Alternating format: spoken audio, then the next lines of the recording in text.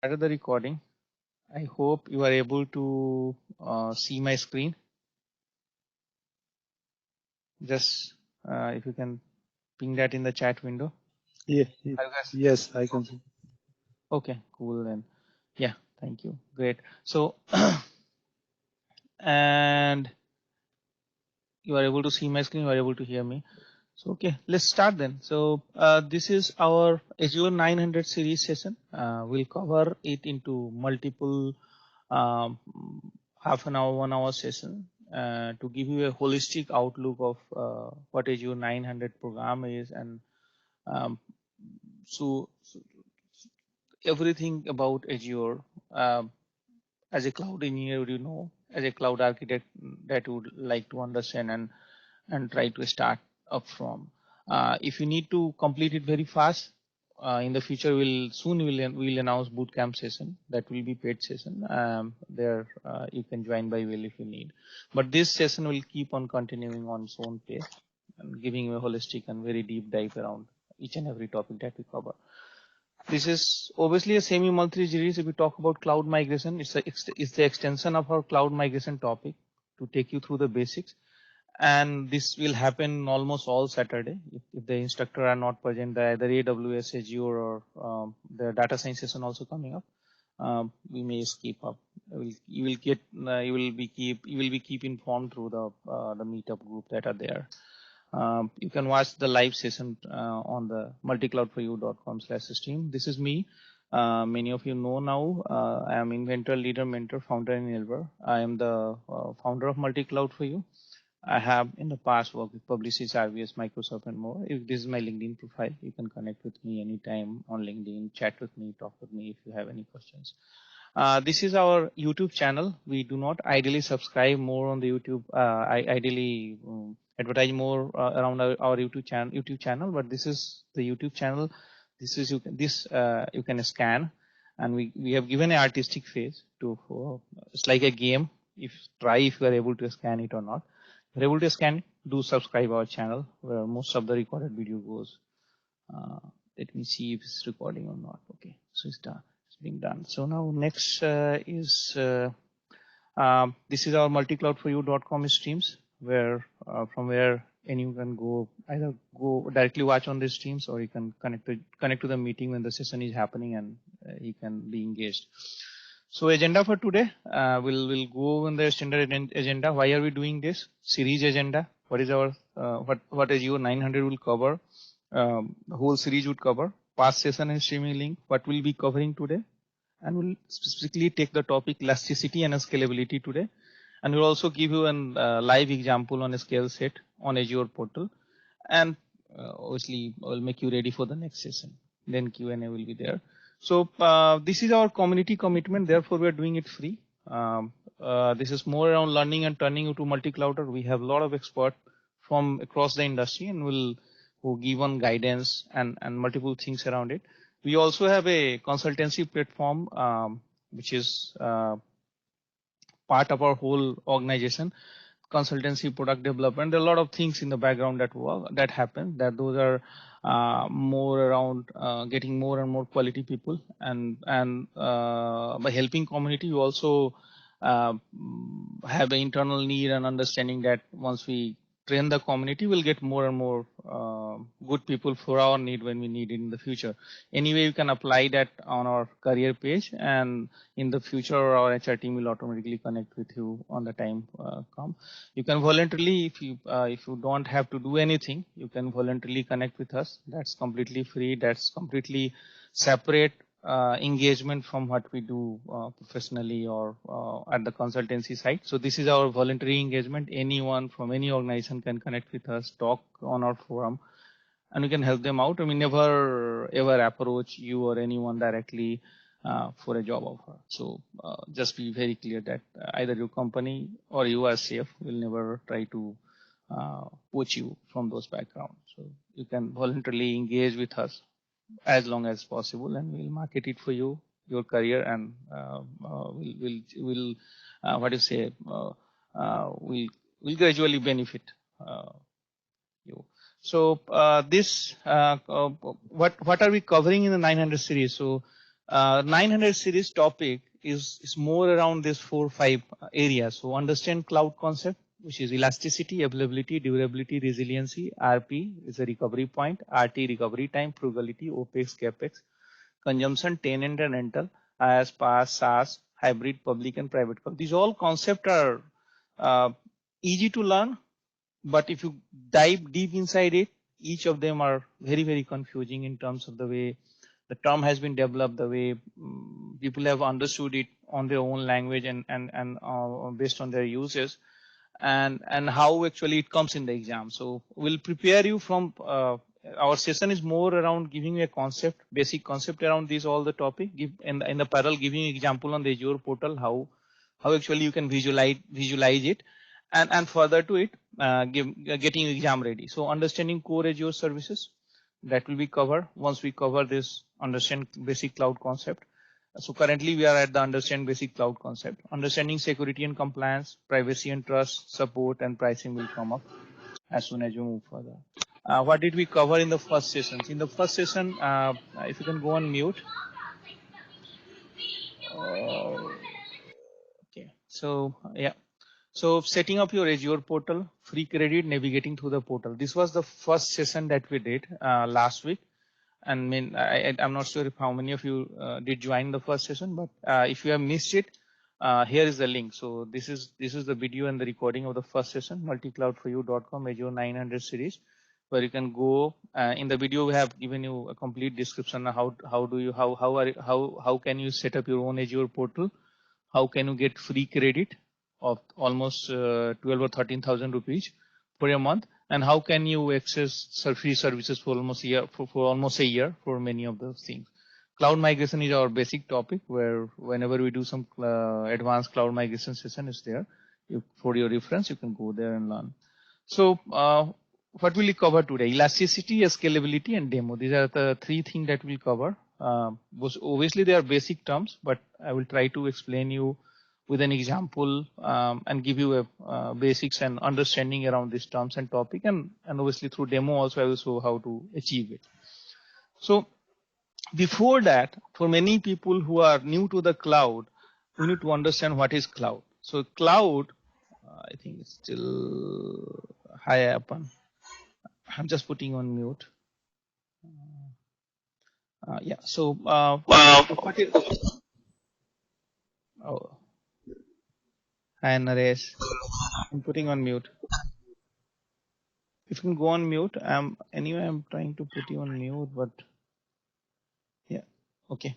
So cloud is a rental service for all your computing and network and storage need in different forms and service. Consider it like a taxi, right? So it's more around, let's say, you see here, this is a taxi meter. There's a fare, there's extra, there's a total. Same thing happens on the cloud side also. Whatever the resources from the computing, network, and storage, you have to understand these three terms. Computing is, if you open your computer and see the performance or the percentage of CPU used is computing. Network is how much bandwidth you are using, and storage is how much hard disk you are using, memory you are using. If we talk about from the personal computer, from a personal laptop perspective. If you put your whole laptop on somewhere else or rent it to someone else and try to connect it through a terminal, obviously that's the simplest form of understanding cloud. Obviously it's a very complex term. To just give an example here in a simple term and tell that that's a cloud, but it's the simplest form to understand, and that's chargeable. Obviously every minute, every second is chargeable. Every cloud platform charges in a different way. And this is where I have tried to depict it through this taximeter. Now, the most important thing and the most important use or why people love cloud is because of elasticity. So elasticity is defined as the degree to which a system is able to adapt to workload changes by provisioning and deprovisioning resources. So resources means what? This computing, network, and storage. These are the basic resources. These are the basic building blocks of a platform, cloud platform, or a computing platform. So saying that its system is able to adapt workload changes by provisioning and deprovisioning resources. Workload is whatever the application that you have built on. And if more users are connecting to your application, it will need more computing, network, and storage. If less people are there, it will need less computing, network, and storage. So to workload changes by provisioning and deprovisioning resources in autonomic manner. So if there is something which can automatically increase the number of resources, amount of computing power, bandwidth, storage, whenever your application needs it, without even you intervening every time, and whenever the load comes down, it automatically decreases or releases those resources. This is called elasticity. So when a system is able to handle this out in terms of for computing, network, and storage, and this can be further scaled up to anything, software as a service, function as a service, different things are there. We'll dive down into it, or we'll have to come into our different sessions to take a snap of it. So as soon as the demand increases or decreases, can you manage it out? Is elasticity. Now let's go dive a little deep inside it. So scalability. People understand, and many people get confused with the term elasticity and scalability as the same thing, but it's not almost the same. Scalability is the property of a system. It's just a part of the elasticity. It's not elasticity, right? It's one of the part of elasticity. Scalability is the property of a system to handle a growing amount of work by adding resources to a system. It does not mean that whenever the resource, so whenever the workload is, or whenever the load is less, it's going to go down automatically. Whenever the work is more, load is more, workload is more, it's going to go up automatically. Scalability can be achieved in an in-premises system also. I think someone will have to put. Hi, Deepinder. I'm putting on mute. So scalability can be achieved in an in-premises system. Even at your home, if you have 3 or 4 laptops, you can achieve it to a level, but you have a limit. How many resources you have, how many computers you have, how much amount of storage you have, how much amount of bandwidth you have. But when you take the same into cloud, things differ. So we'll come to that. So now there are 2 types of scalability. One is scale up, another one is scale out. So scale up is, you see, there's a Burj Khalifa here. So there is a limited space you have, or there are limited machines you have. Consider it like that, and you are just towering it above it. You are adding more and more CPU, more and more memory, more and more bandwidth around it. So again, it's the same building. You are just scaling the building up, scaling the whole potential of its users in a upward manner. But if you talk about horizontal scaling, it's like you have one building in a vicinity, and then another building comes up near, in like a housing society, then another one, and then another one. And through all that, you manage the workload of people. So this is the difference between vertical scaling and the horizontal scaling. Vertical, just try to memorize it in the way this Burj Khalifa building is. Right? This is anyways a Burj Khalifa building. It's a single entity. It's a single house, but it has more and more flat got added, and now it has its own limit. Like with whatever that has been built with the most extension that can be done, nothing can be built above it, right? But here, if you need to add up more buildings, you just have to buy land and you can add up more. So this is horizontal scaling. You can scale out. And there is a chance of scaling up here also, but depends upon how much the strength of the beams, how much strength the beams and the pillar, how much strength your actual machine have. So that depends upon it. Now coming to example, I would like to, like, this is a test for you upfront. There are two images I have given, image A and image B. If you can just tell me in the chat window which one is horizontal and which one is vertical scaling. The time starts now. So you can see the diagram. I will again take it backward. Just give me a moment.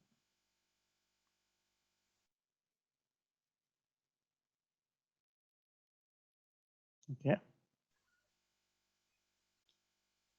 See, there is animation happening here. You are able to see the animation. So you can ping which one is horizontal scaling and which one is vertical scaling.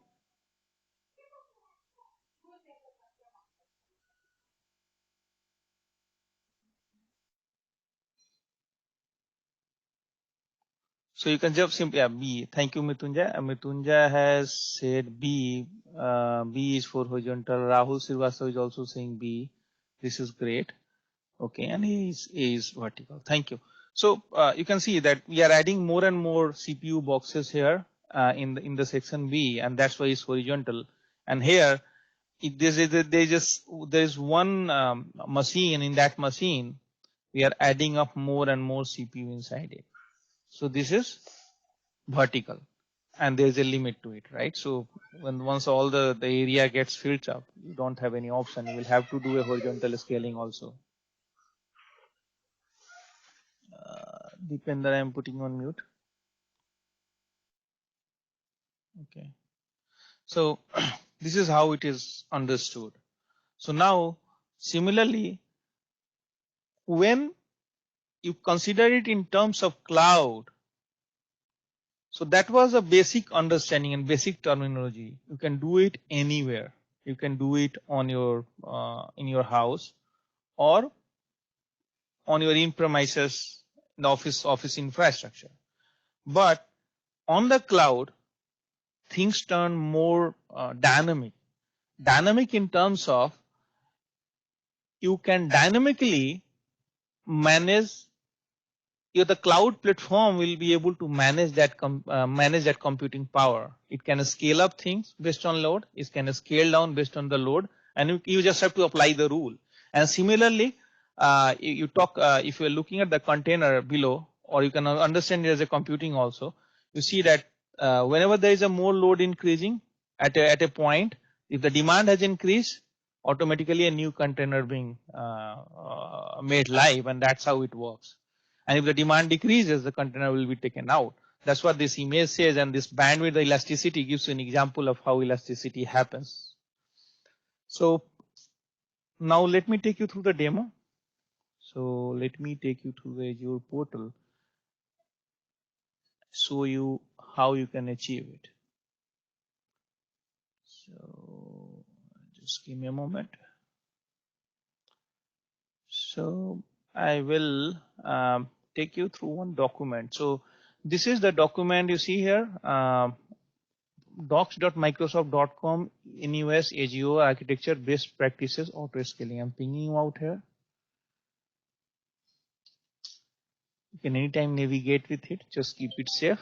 So auto scaling is the feature, is one of the feature which proves that the elasticity exists in a cloud platform, and it's almost in all cloud platforms. It's not just in Azure, but because we are taking up Azure here, so we are talking about Azure. So here the document says that there are 4 ways, right? So one is Azure virtual machine, which is at the infrastructure level, right? How you can auto scale your virtual machine. You can auto scale your virtual machine via scale set. I will come to that soon. Now, how to use automatic scaling and virtual machine scale set. This is very important topic to read on. Once you go there, you are able to, there is a navigation around, you can go and read it. Service Fabric. So Service Fabric was released back in 2016, I believe, and then it was for most of Service Fabric, and there was another version released in 2018. So it's also support auto scaling. It's through virtual machine scale set. Every node type in a service to every cluster is set up a separate virtual machine scale set.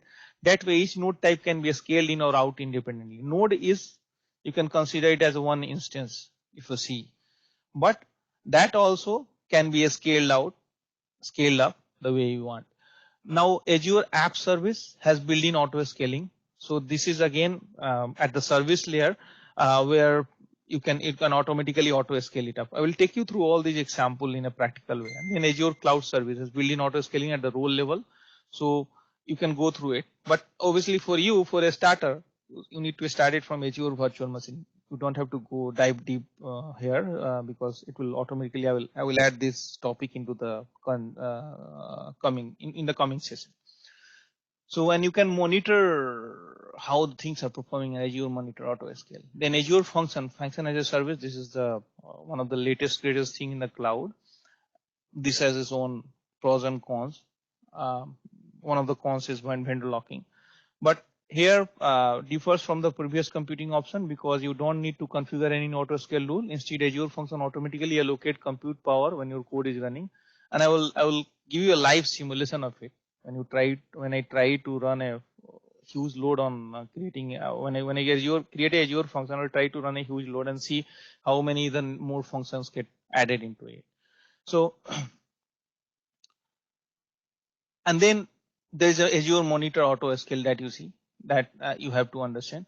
There are REST APIs you can use, and we'll go through it down the line. This is a very important topic, and if you in the real production environment, if you have to automate it, you will have to download template and do it. But to understand from the basic perspective, Azure portal also have those features that you can use and directly try to understand and manage it out. But in a real production environment, obviously that is done through script and code in the PowerShell, and then your ARM scripts are being built, and then you deploy it through either through DevOps or directly through code, and then say you can run it. But here in the easy way, you can go into Azure portal, you search for virtual machine scale set. So this is a virtual machine and this is virtual machine scale set. There's a two different things. Virtual machine is a single machine which you create, and I will take you through the single machine creation process also. But I'm just trying to give you a high level example on what is the difference between virtual machine scale set is a group of virtual machine which has which will get created with a certain characteristic. So a virtual machine scale set, I go here. Now I say I add. So see here, basic, disk, networking, scaling.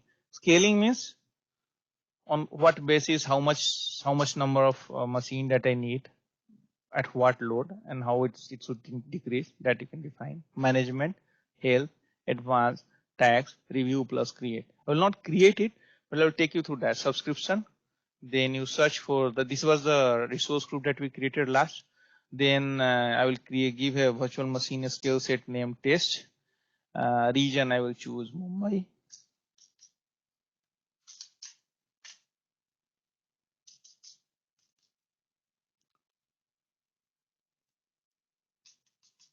I don't know what has happened to it.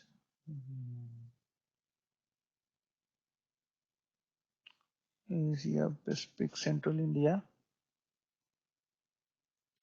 are available for login when you selected view location that support availability zone. So this Central India doesn't have availability zone. The benefit of availability zone is I will make you understand when I take you through this topic, which is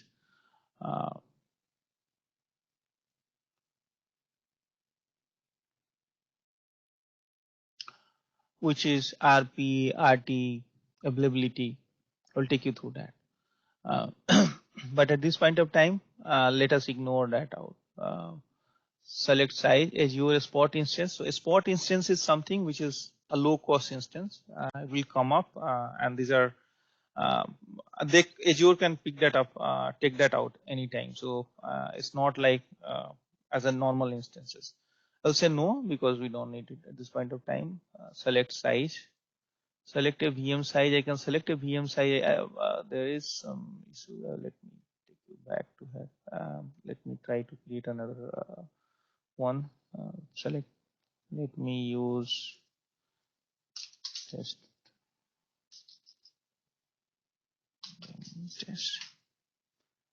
I will use East-US, which has availability zone. I will say I will use only one availability zone. If I use two availability zone, there will be more. It's more durable. Images more available. Images I will choose Ubuntu. I don't have to do anything with any image. It's just an example. I will not choose Spot instance. Size I will leave it as it because I'm not going to create two virtual CPU, 8 gigabit memory, and it says the cost will come per month this much per month. So if I simply change the size, it will automatically come up at a low cost. So I will choose anything, anyone. There are multiple, like if you choose a low cost VM, it will also be available. But here, let me choose this one. For now, select in zone 1. Okay. So there are problem, like some size are available in somewhere, and some size are not available. Like all size are not available all the time. So that's another problem that can come up, and so you will have to. Okay, so I will not touch anything now. Then authentication type SSH key. I've just simply kept it to virtual CPU 8 gigabyte memory. So this is like you will have to do some R&D, understanding all the different sizes. I will take you through that when I create the VM, one VM, and then try to create a virtual network around it. Authentication type SSH public key. I can use password, but better to use public key. And how to generate the public key, I will let you know. So username, I will put AK test, and then to generate a public key, you need to download a tool. Many people who are from the Java background know it. So it's called PuTTY, and there is a PuTTY. You can download PuTTY from internet. You don't have to do anything.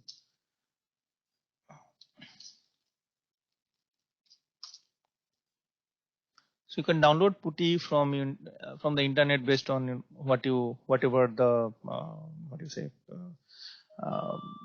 Mac or Linux or Windows that you are working on, and then further to that you can search for PuTTY Gen. Once that gets installed, you will get this PuTTY Gen, which is I have already opened up here. Now you have to generate a public and private key pair. So you can simply move your mouse here so that there is a randomization happen, and that's your public and private key. You need to save it quite well because that you will have to use it every time when you connect your machine from your terminal here. So from your console or PowerShell and the Mac it's terminal.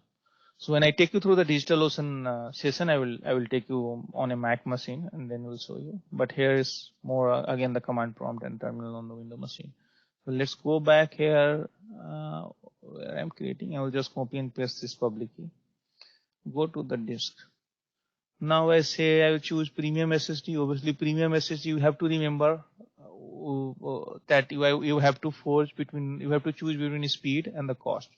So premium SSD will cost you more. Standard SSD will cost you less, but it will many times suggest you that use premium SSD. So you'll have to use the combination very generously and smartly. You can use with a customer managed key, then you will have to upload your public key in the same way, your key pair, or if you can leave it as platform managed key. There are different pros and cons of using it. One is the platform managed key. You will have to trust Microsoft Azure platform that nothing is going to lead, and the platform is managing it. The benefit is that if you don't have to have a problem to lose it or any problem happening at your side because Azure has to manage that out. Anytime they will have to give you the backup if something happens. But if you are managing on your own, Azure will have no liability. So Microsoft Azure will have no liability, and then you will have to, if your VM get encrypted and you are not able to decrypt it later, that's your problem. So I will say no, I don't need any ultra disk. Advanced, use managed disk, yes. Use formal OS disk. No. Next, networking. I will take you through all those points. What is net? So now it automatically, whenever you create a VM in any cloud platform, so you don't have to worry about. If you have created your virtual network from, like as I mentioned, landing zone in my past session. So if you have created a landing zone, there's a whole set of virtual network, routing, everything has been set up. You will get those landing zone here or virtual network listed here.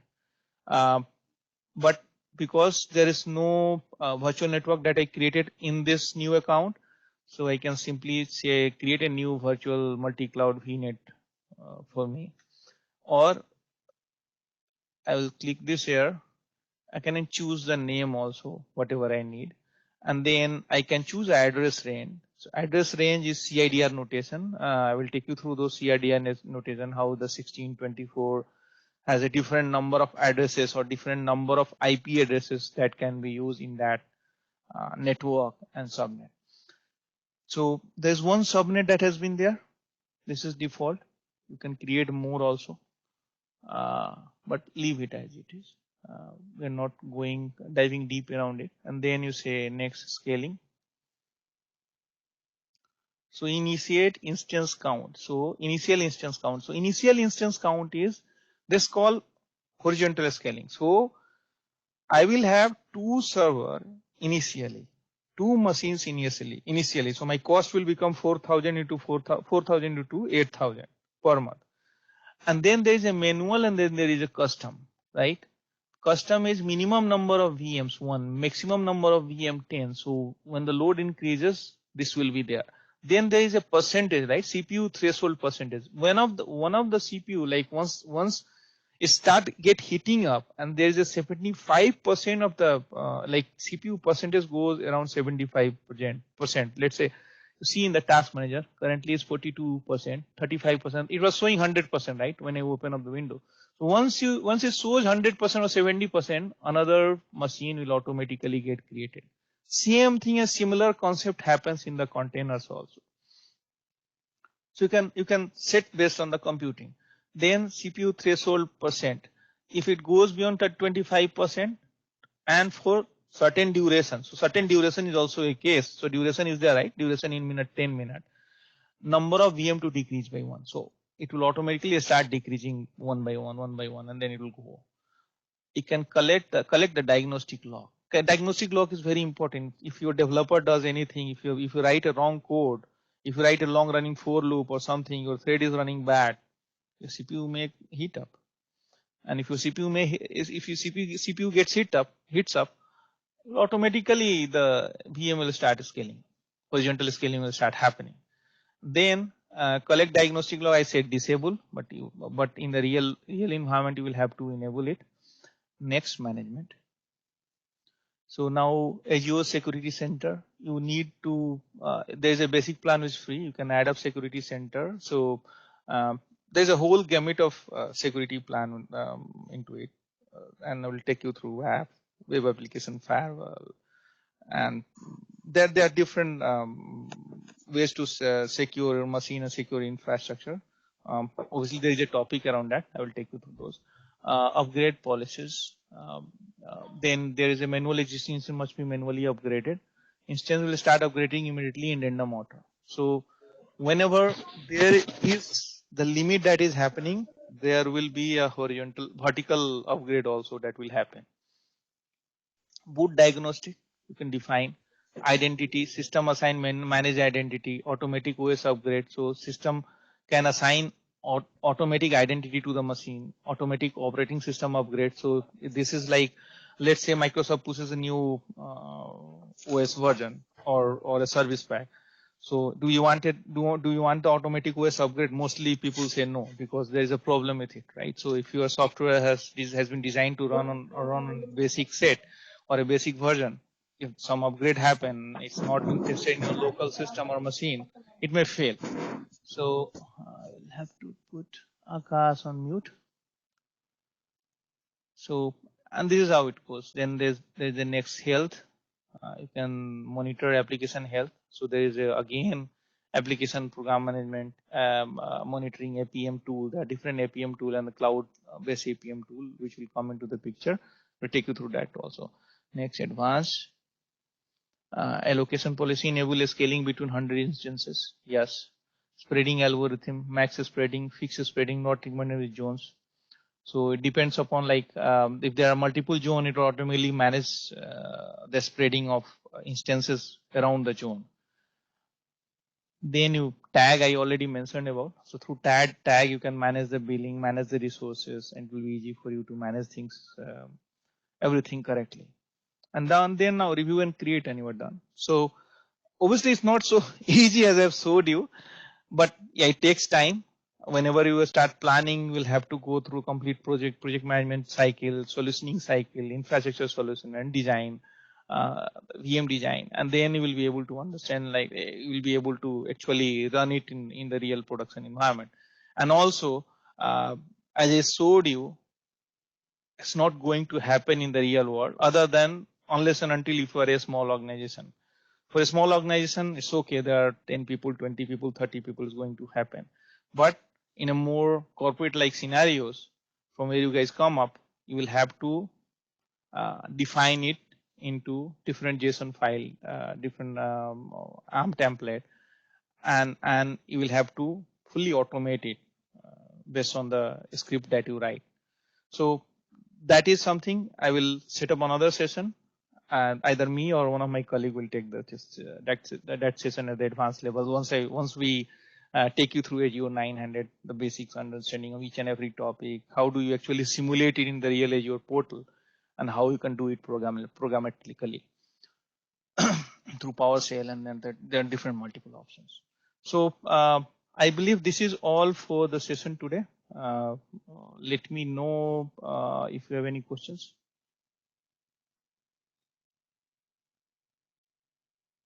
Yeah, so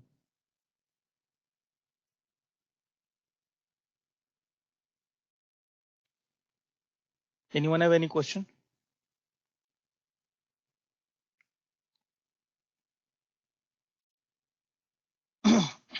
Okay, so thank you for joining, guys, and have a nice evening. Next session coming up in another 15 minutes by Mrityunjay on AWS, and then we have another Angular session. Thank you very much.